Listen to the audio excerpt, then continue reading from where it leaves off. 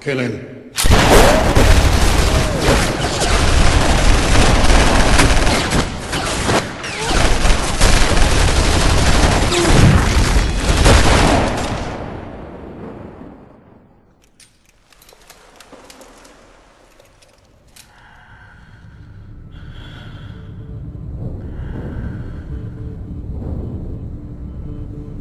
My turn.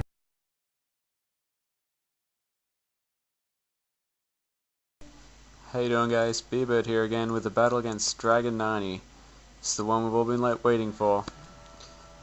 So, got some music on here. This is Take Me Out by Franz Ferdinand. It's a fairly well known song. But if you haven't got it, check it out, it's really good. She starts off with a Banette, and I had no idea what to do with this one. It completely owned me. As it turns out, it is a direct Gengar counter. There is nothing any Gengar can do against it, unless it's focus sashed, and even then I think you might be out of luck. So I didn't know that, of course. I didn't know it had Insomnia, so I switched to Claydol, and I was meant to go to Snorlax, but you know, what can you do? But I decided that since I had it out, I might as well get some Stealth Rock up, and she will-o-wisp, thinking I was going to go to some kind of physical sweeper. So she switches to her Hitmontop, and predicting my switch to Snorlax. And naughty Dragon90, you've been looking at my team. So she knows exactly what I have coming, so she only predicts the switch to Gyarados. She goes with Stone Edge as well. And Stone Edge would have actually not killed it, but she got a crit, and that kind of pissed me off, but you know, what can you do? But at least Trick Room is down again, and now I bring in Gengar.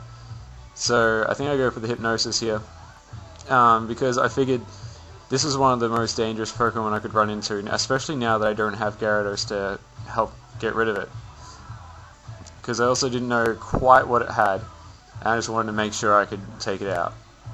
So I use Sub here on the switch, and she goes to Porygon 2. And this is a good time for me to start Focus Punching, but this was actually not the smartest idea. She's trying to set up Trick Room again, and there was nothing I could do to stop that. But what I should have done here was, I knew that she was going to break the sub, but I should have kept subbing down, because this is a strategy that you must always use on Trick Room teams. And just because I've never battled with this team before against a Trick Room team, I just completely forgot. But what I should have done was keep subbing down and keep wasting turns. So on the last turn of Trick Room, so she can't set up another one, then I attack, and then I take it out, and then Trick Room will run out, which means I'll have priority again. But I didn't, so his Trick Room is still up, and I have to put up with this ridiculous Pokemon. She has made this Pokemon into something more than it should ever have been. Like, this Pokemon with Rock Smash, sorry, not Rock Smash, Head Smash, and Choice Band is ridiculous. But I bring in Dragonite because Trick Room isn't up anymore, and I figure I can do some damage to it with Earthquake. But she brings in Hitmontop and gets the Intimidate on, and it's not so bad because I figured it's still asleep. It's going to be okay, because then I can start Dragon Dancing up. But it gets a first turn Wake, and this was big. This was what cost me the match. This right here. Losing Gyarados wasn't so bad, but this is what's bad here, because now I can Outrage. It doesn't take it out. If I had one more turn, I would have got another Dragon Dance. I would have been able to take it out, and she wouldn't have Rapid Spin. Now keep that in mind, because that is the key play. Her getting rid of Stealth Rock was what cost me the match, essentially. So Dragonite gets confused, which I was kind of in two minds about it.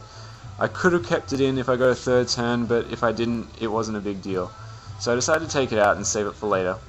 And I go back to Snorlax, because I know she's going to Trick Room again. And I decided to use Snorlax just to get a bit of speed and try and do some damage. But she U-turns, and I believe she goes back to her Rock Lobster. And this is bad again. This was another big mistake of mine. I forgot that Snorlax was going to be faster with Trick Room. So I used Rest, thinking that she was going to go first and do this much damage to me. And then I get the rest up, go back to full health, and keep wasting turns. Like I said, I'm trying to waste the Trick Room turns so I can start dealing damage again.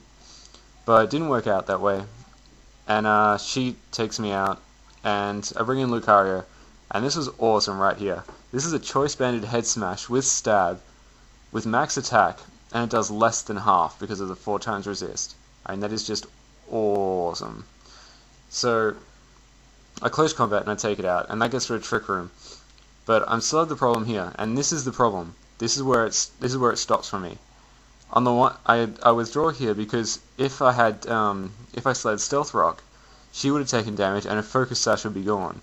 And if her Focus Sash was gone, then I could have just crunched, and it would have been over with. But instead, I made a huge mistake of going back to Gengar, because I was hoping it wasn't going to have any attacks, but I knew that it was possible that it would. So, you know, what can you do? But I Outrage, and of course it hits the Focus Sash, and I get hit with a Shadow Claw, and it brings me down to Lucario. And it's not so bad. I figure I can still be okay, but she uses Destiny Bond, which I saw coming, so I did Swords Dance, because we're still under Trick Room. And we take a long time to move here, because I asked her, is Destiny Bond going to work this turn? Because I was pretty sure it was, but she said it wasn't. So I ended up attacking, and unfortunately for me, Destiny Bond was in effect, and that cost me the match. But with a few mistakes, you know, that wasn't so bad, and it was my first attempt against the Trick Room team.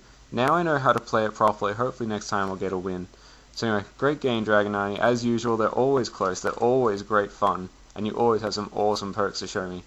And that Banette is freaking awesome, completely counted. Anyway guys, rate, comment, sub, and I'll see you guys for the next one.